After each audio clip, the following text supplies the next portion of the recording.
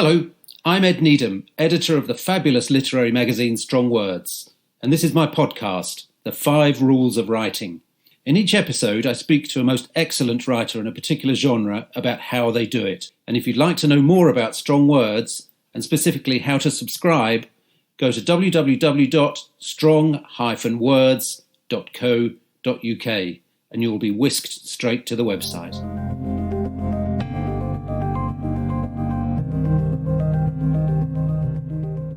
Hello, and welcome to the 5 Rules of Writing, brought to you by Strong Words magazine. If you'd like to find out more, or hopefully subscribe to the magazine, take a look at the website. That's strong-words.co.uk. Don't forget the hyphen. Now, this is a podcast where I talk to writers about the 5 things they know to be true in writing whatever it is that they write for a living. So whether they spend their days writing novels about novelists, or are working on the definitive biography of the world's greyest politician, there are some aspects of their work that are absolutely non-negotiable. Now, today, my guest is a novelist from Northern Ireland whose outstanding new novel, called The Raptures, is due out in the first week of January. It's a magnificently intense story set around a class of children at a Protestant primary school who one by one fall ill, although one of the children, who is from a particularly strict evangelical household, is different. It's a startling combination of tough and in some ways rather unhappy rural life, especially for a particular farmer, and the extreme pressures that the community finds itself under as the children are affected. And it made a huge impression on me when I read it recently. So here to talk about her book and share her 5 rules of writing about Northern Ireland, I'd like to welcome Jan Carson. Jan, hi. Hi, thank you so much for having me, Ed. My pleasure. I was going to say, how are you today? But you've already sort of described your symptoms of something COVID-ish. So we'll slide past that one, I think. But so the Raptures out at the beginning of January. How have you been describing it to people when you're trapped in a lift with them? Gosh, well, hopefully you wouldn't be trapped in a lift with anybody at the minute. But if I was, I think, I like to say, and it's an exploration of kind of rural Protestant communities, and very much the communities that I grew up in, set in the early 90s. And it's set in Northern Ireland, but it is not essentially a book about the Troubles. It's much more a book about communities and how they support each other through difficult times. And I particularly wanted to avoid the whole realm of the Troubles. So it is there in the background, but it's much more about families, communities, and faith, really. And for people not familiar with what you write about, what are some of the themes? I mean, are those 3 things that you mentioned, family, community, and faith, are those the themes that most interest you in your writing? I guess so. Yeah, they're themes that I keep circling back to all of the time. I think it's very hard to avoid families in novels because, they're probably the communities that we know best. Most people have an experience of a family. And so you tend to write about what you know. And then also, I grew up in a quite conservative, religious, rural community. And I guess I've been writing for 15 years and always wanting to write about that directly, but you have to be quite brave to write about the place that you come from. So it's taken me 7 books to get to the point of being able to, talk about faith and religion and in the context of Northern Ireland in such a straightforward, coming at it headways kind of way. Yes, I mean, you when I spoke to you the other day, you mentioned, that you came from this quite strict background. Do you ever worry about offending people?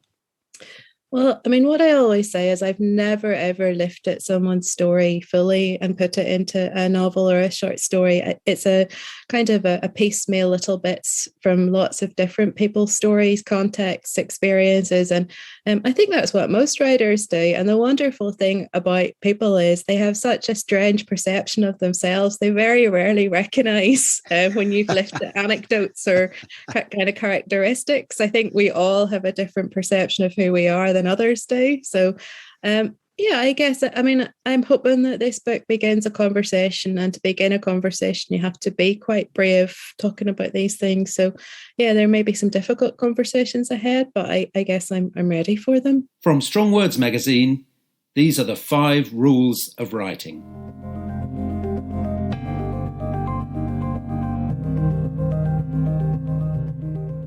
Let's move on to your 5 rules of writing about Northern Ireland then. And your first rule is quite a tough one, I imagine. You say, don't feel you have to write about the Troubles. What are some of the difficulties or the problems of not writing about such a giant subject? It is a strange bind to be from Northern Ireland. Like I began publishing 15 years ago, and back then the publishers were like, oh no, the Troubles are done. No one wants to hear about that anymore. But, if you dared to write something about Northern Ireland that didn't mention the Troubles, they were like, do you not know where you're from? Why are you not mentioning the elephant in the room? And I think that's changed. It's changed in a number of ways. There's a generation of writers now who grew up after the Good Friday Agreement, and they want to write about gender and the environment and class and all the things that young writers want to write about. And I think it's absolutely legitimate that they're allowed to not mention the Troubles. And the other big thing was, with the rise of stories like Anna Byrne's Milkman and Lisa McGee's Dairy Girls, which were perceptions of the conflict from, the perspective of a teenage girl, we hadn't heard that yet. And it really raised this thing that not all the stories of the Troubles have been told yet. The narrative that emerged was very predominantly masculine, quite urban, usually very political. And so there are stories out there that haven't been told yet. So, what we always say is write about the Troubles if you want to, but if you don't want to, that's absolutely legit as well to avoid it like a barge pole. And one of the, in your book, The Raptures, you kind of make this point that a lot of these children, at least, they're born well after it's the Good Friday Agreement. It's not something they've ever lived through or experienced directly. But at the same time, the traumatic events endure, don't they? And they resonate in different ways. They sort of materialize themselves, whether that's individuals or societies. They appear in different ways. So these children, for example, or the society you write about, there's sort of unemployment. There's what other ways are, what other sort of legacies are there of the Troubles that aren't in themselves Troubles? Yeah, that's a great question. I think you've mentioned some of them. The economy here is still, we were very dependent on European peace funding for a long time after the conflict ended. And I'm using air quotes because I don't think it has ended entirely. And obviously the European funding's being withdrawn now. So there's an economic issue, a lot of unemployment. The biggest thing that I see, and the murdered journalist Lyra McKee wrote about this incredibly well. There is such a legacy of mental health issues.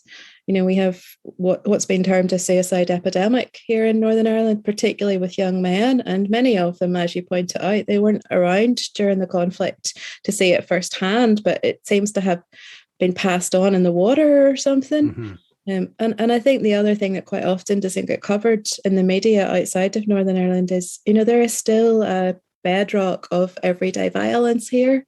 Things like punishment beatings and involvement with the paramilitaries. I live on a street that has paramilitary flags on it. The presence is still here. Mm-hmm. And our school systems, the schools are 92% segregated into Protestant and Catholic schools still. So there is a legacy there that's going to take a long time to unpick. Right. And what sort of percentage of writers from Northern Ireland manage to avoid mention of the Troubles in their writing? Is it a tiny minority, or is everybody trying to find something else to write about? I'd say there's very few people who entirely avoid the Troubles. As I said, it's kind of in the water here. So if you're not writing directly about conflict, you might be writing about the legacy of mental health issues or, unemployment in the background. And for a lot of us, like myself, I'd count among them that, in the Raptures, the Troubles is a background. It's not the story, but it forms the context and the background for the story. Mm-hmm. And that's becoming increasingly kind of common. You have some amazing queer writing coming out of Northern Ireland now, but those relationships are quite often set against this background of intolerance and segregation. But it's still focusing on, queer issues that would be pertinent across the UK. So I think, it's very hard to remove a story from the place that it's set in. And the place that we write out of has this complex history of contested spaces and violence and all sorts of things. And it sort of works its way into the ether of what you're writing about, whether you want it to or not. Okay. Now then, your second rule, Jan, you say the important thing is to do your research properly. What is your idea of doing research properly? Well, for me, I'm terribly lazy, Ed. So it just move to the area that you're writing about and live in it. I haven't really attempted ever to write a historical novel or something that involves a lot of academic research, but I like to really embed myself in the community and the culture that I'm writing about. So the Raptures, as I mentioned, is set in the kind of rural area, but also the type of community that I grew up in. So really pulling on, at this stage, 41 years of experience there. And even little things like I don't live there anymore, but my mum still does. And I quite often write in coffee shops up there so I can listen to the particular way the language sounds, because there are different regional accents around Northern Ireland. And there are little words and phrases and ways that people speak up in the County Antrim that are different from Belfast. Mm-hmm. I love that. So it's very dangerous to sit in a coffee shop beside me. Well, I think you mentioned somewhere, I don't know if I saw it on Twitter or perhaps it's in an email, where you'd said you'd been sitting next to somebody who'd mentioned the scriptures half a dozen times within 5 minutes or something. Yeah, no, that's quite a common Northern Irish thing. The coffee shop I write in up there, there's a lot of churchy people go to it. So if it's not the word the church, it's something related to it. And it's good for embedding yourself in that kind of world and remembering that, what it sounds like and what the issues are that people are still kind of obsessed with. So I guess, it's hard to say this, and I don't mean to be judgmental, but there has in the last sort of definitely post Milkman been much more of an interest in Northern Ireland. I think it came around Brexit and suddenly we were back in the news. And there's been a number of writers who didn't grow up here, who, didn't even visit really, who've written books about Northern Ireland. Mm-hmm. And it's sometimes quite hard to take when someone parachutes in, takes the story that we all have to live through every day and maybe doesn't reflect it in a particularly accurate way. So I think that's what I get at when I say do your research. Like, these are the stories that we live through every day. And it's respectful to have, if you're going to write about it, to at least have put the work into researching it properly. Right. So tell me about Milkman.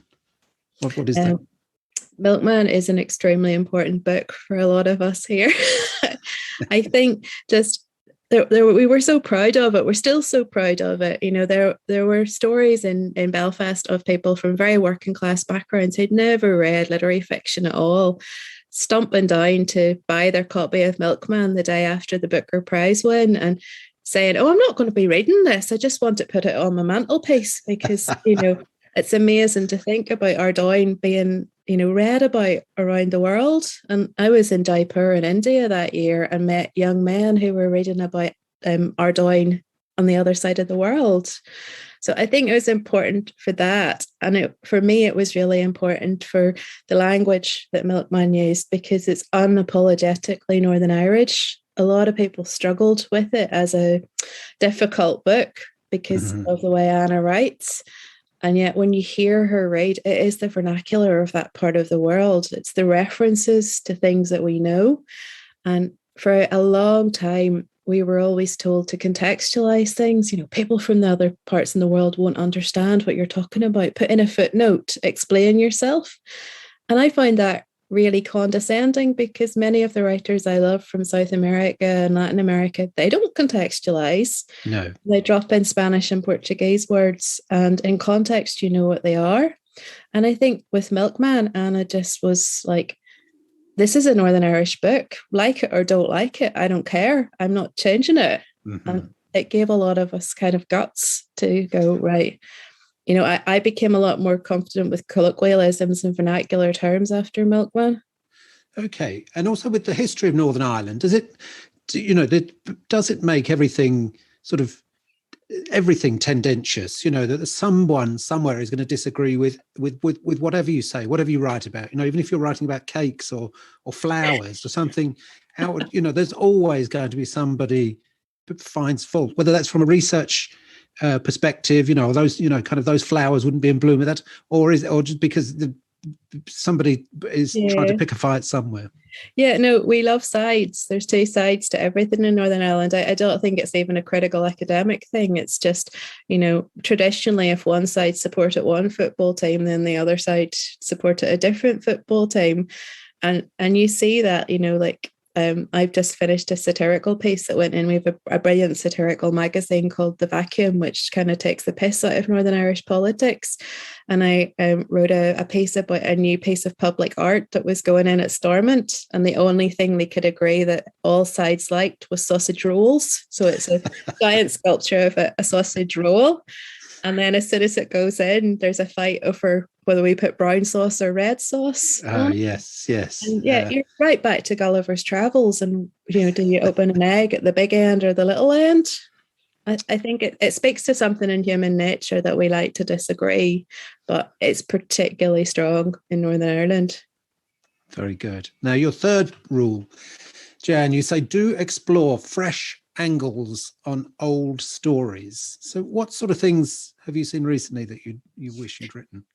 Well, I think it's just like that, the thing that I was mentioning earlier, that there are new perspectives that people are much more comfortable looking at now. So, some of the writing that I've really loved from the North recently has been environmental explorations of here. So Dara McAnulty's Confessions of a Young Naturalist, or Diary of a Young Naturalist, and Karina Docherty's Thin Places, which is a beautiful memoir which fuses kind of nature and her experiences of the conflict.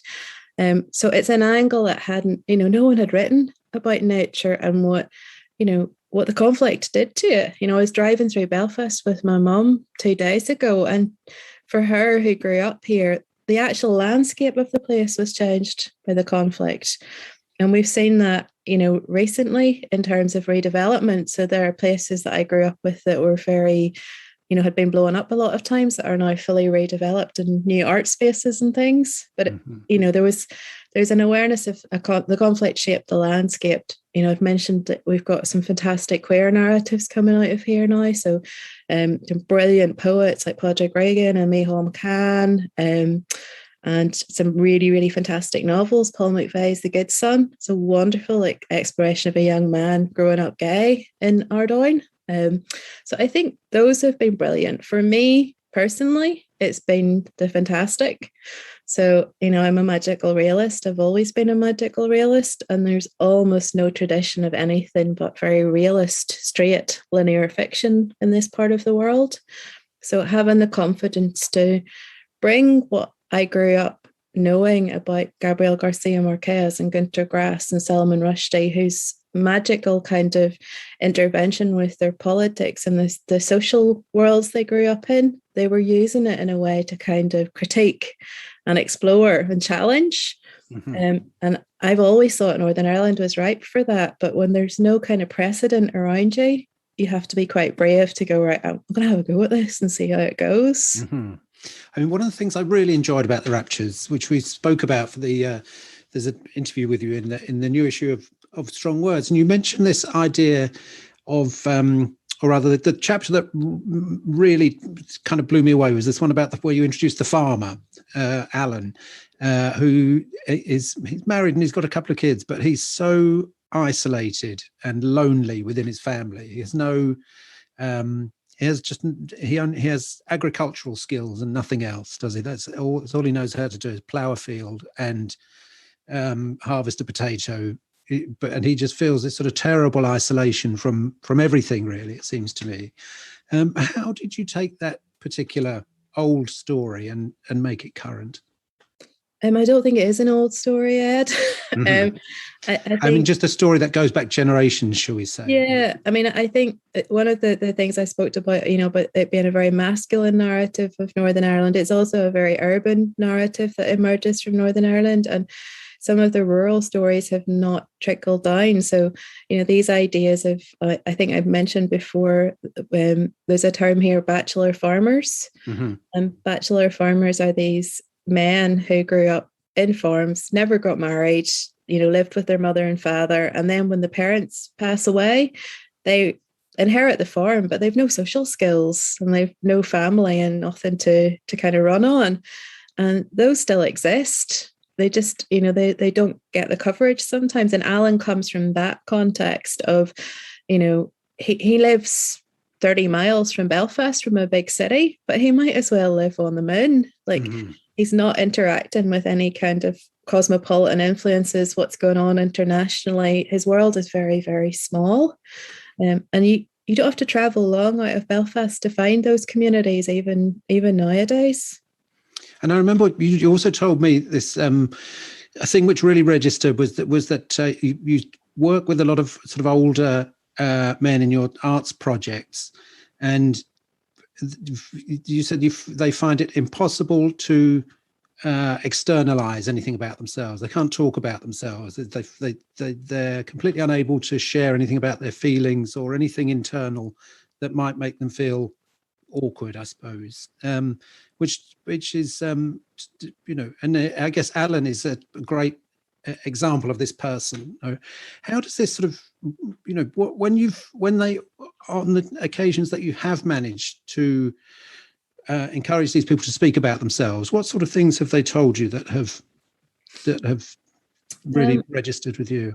I think, most of my practice, my community arts practice, is in the city. So it's been mostly kind of urban men. I've been working with ex-yard workers mostly. And I think I was actually talking to Mum about this the other day. It's really traumatic.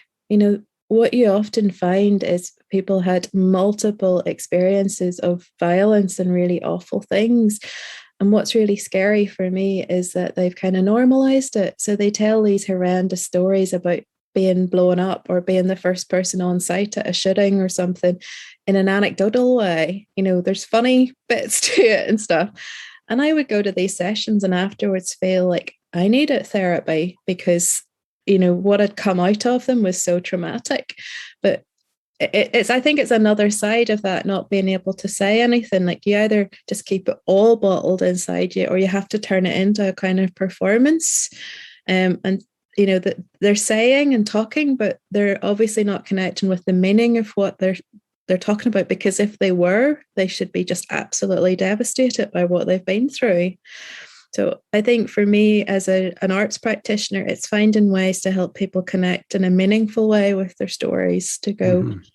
And I had just before lockdown, I had some wonderful work with the Falls and the Shankill Women's Centres, of bringing those older ladies together to share their stories. And some of them talked about children who'd been lost in the Troubles for the very first time. And to do that in the presence of someone supposedly from the other side of the fence and feel comfortable doing that, it was really cathartic and really just such an honour to be part of something like that. Mm-hmm. There's a liminal space that art creates where you're able to talk about things in terms of not definites, but feelings and impressions, and that's much more different from how we often use rhetoric in Northern Ireland, where it's about hard facts and disagreeing and taking sides. And if you can create those spaces, what comes out of it is obviously it's sometimes really powerful and sometimes really healing as well. Mm-hmm. Well, that brings us on to very much to your fourth rule, where you say, don't let anyone tell you your experience doesn't matter or isn't valid. And it made me think very much of these something you mentioned earlier on. There's a lot of gay men and women writing about their experience in Northern Ireland. So when you come from these backgrounds, which would be the very sort of urban and violent, or rural and isolated and sort of unemotional, how have gay writers sort of emerged from this very unfertile background? I think there's been an explosion recently. We just launched on Saturday an amazing new anthology called Queering the Grain, which is a collection of Irish poets, LGBTQ plus poets from across Ireland, and it's enormous. And it's like a telephone dictionary, which is so encouraging to see that. But, traditionally it was very difficult space. I'm thinking of they'll hate me saying older gay writers that I know, but a lot of them left. Colette Bryce that wasn't here isn't here now. Paul McVeigh lived in England for a long time. It wasn't a terribly safe space to be writing about. So it's healthy and heartening to see people coming back and to see the new scene emerging. But I also I wanted to talk about when we talk about this, your story is important and it has validity. I think there are these small, quiet voices that get lost as well. And for me, a lot of it were older women. And you see that very much in the Raptures. I think it's a feminist text, but it's maybe not everybody's idea of what a feminist text is, because it's exploring women within these quite tight religious communities where they don't have a lot of autonomy, and a small degree of taking control over their lives is actually huge. It's a huge step for them. They're the ladies who make the tea and the sandwiches, and they're quietly in the background, and their stories never got told. I have a piece of flash fiction in Postcards too about my granny Agnes, who's passed away now. And she worked in a linen mill, which was the absolutely atypical thing that Protestant women did in Northern Ireland. And she, had her whole family in a 2-up, 2-down house. And in the piece, I say, ask yourself why you never wrote down her story. It's because you thought, it wasn't remarkable. Everyone had the same story as that. So why would you write about it? Mm-hmm. And now I look back and think, what a beautiful story, complex and interesting in all of its time. But we didn't think it was remarkable, so we didn't record those stories. And I'm interested in going back and revisiting those as well now. I think that's really interesting, because I think older women are a great untapped resource. The stereotype, wherever you look, films and television programs, slightly sort of crabby, easily shocked, ultra conservative group of people, and yet I think older women are the least shockable people, because they've seen everything, and they do have these extraordinary stories, the same as everyone has extraordinary stories. So it feels that there really are a group where the stereotype doesn't quite match the reality. And I think as well, if you go deep into the story of Northern Ireland, the surface level is the men who brokered the Good Friday Agreement and made peace. Underneath that, there are an enormous amount of powerful women who, the Women's Coalition, my laptop is literally propped up here on Monica McWilliams's biography. And what Monica did with the Women's Coalition was incredibly powerful. Women like Mo Molam and Baroness Blood, who's been really instrumental in the integrated education here. And very rarely do they get statues or shouted about. So, women have been largely erased from a lot of the story of even politics here as well. Mm-hmm. And you also, mentioned that your background is in this sort of charismatic Protestant community. I'm sure I'm getting the vocabulary slightly wrong, but fundamentalist, quite, hardcore. Some people might say, what are the consequences within your community of writing about such topics? I guess it's very hard to write from within. I think that's one of the things I'm coming up against all the time. We don't have an enormous canon of literature from, Muslim women who are within strict Muslim communities or women who are within strict Hasidic Jewish communities. It tends to be outliers and outsiders. And I think that's hard. My family are still very much part of that religious community, and I love them and I'm part of their lives, but I'm on the edge of that now. And so it constantly makes me think about my attitude to writing, that I'm writing from a place of respect and kindness and fairness. And I think that's not a bad thing to carry with you all the time, to think, is what I'm writing true? Mm-hmm. And also, am I phrasing it in a way that's not trying to create conflict, but trying to create conversation? And that's perhaps something that I've learned from watching the history of kind of rhetoric here in Northern Ireland. We often enter into dialogue about, when we have different opinions from each other, we begin from a place of conflict rather than conversation. And to start with conversation, you have to begin with a lot of listening. You have to learn to understand the other's perspective before you start offering your ideas on things. Right. So I'd hope after 41 years I have been listening for quite a while. Yeah, it's very difficult, isn't it? It's very easy to say you should listen, and everybody kind of nods their heads. But I often find I've never got much further than actually trying to look like I'm listening. Yeah. It's quite a difficult skill. It's not as easy as it sounds. Your fifth rule, you say, don't write in a vacuum. Be part of a creative community. Now, how does this work? Where have you found the benefits to really lie in being part of a community? I'll say two things. First of all, I say that, I came out of a very church community, and the church community for me was everything. So it was your moral compass, but it was also your entire social life. And I stumbled into the creative community here in Belfast, and in some ways they probably are my church now. Mm-hmm. They keep me accountable, and they encourage me, and they tell me off when I'm going off piste. So I've loved the kind of spirituality of creative community as well in that sense. But I guess there's just this really weird old fallacy that's still there. I think that writers write in a kind of garret, in a vacuum, somewhere, just obsessed with their own ideas. And I find that just deeply unhealthful. Like, I love being around other writers. We have probably the most vibrant writing community here in Belfast of anywhere I've been in the world. I think because it's small, so you can't have a differentiation between the crime fiction writers are off doing their own thing and the kids writers and the theatre people. We're all together. And that's so healthy because there's this soup of ideas and kind of ways of approaching creativity always swirling around. And there's all collaborations.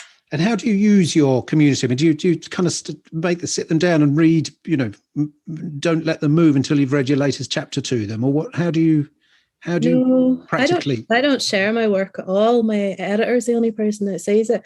Mostly I just go to the pub with them and we just talk, or we watch movies together and talk about ideas. And I think we're in the spring we're going to have our first festival. It's just about form. So we're going to get writers together, across fiction, non-fiction, poetry, to talk about how we use words.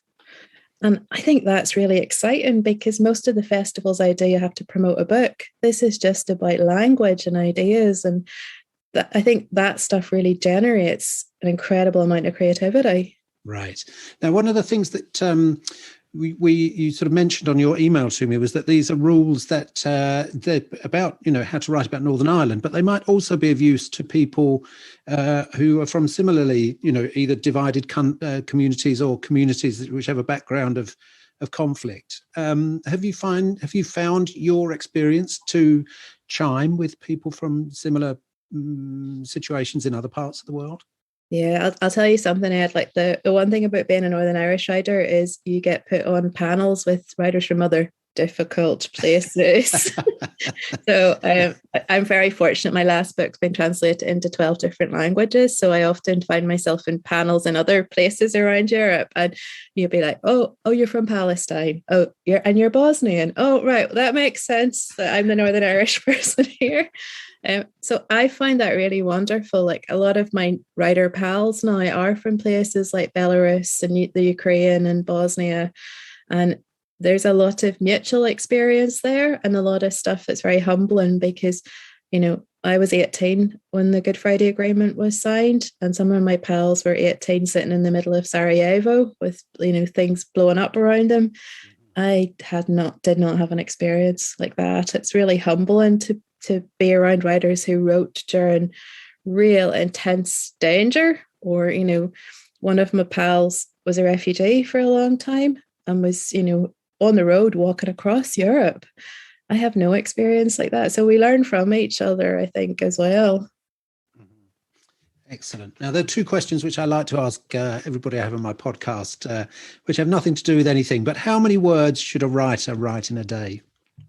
Oh, that's a how long is a piece of string kind of question. What do you consider a good day's output? I do 2 hours usually, so and that can sometimes be 50 words, and it can sometimes be 1,000 words, and sometimes it can be minus 1,000 words. But I don't like to overwrite. If I do more than 2 hours, I usually find I'm writing nonsense. So 2 hours of actually writing, but a lot more time thinking. And that's something that I learned a lot in lockdown, that the majority of writing is done before you sit down at your computer. It's thought time. Right. And the other thing is, the other thing I find pretty much all writers have in common is that they don't much like writing. Where do you stand on that? Oh no, that's bollocks. I love it.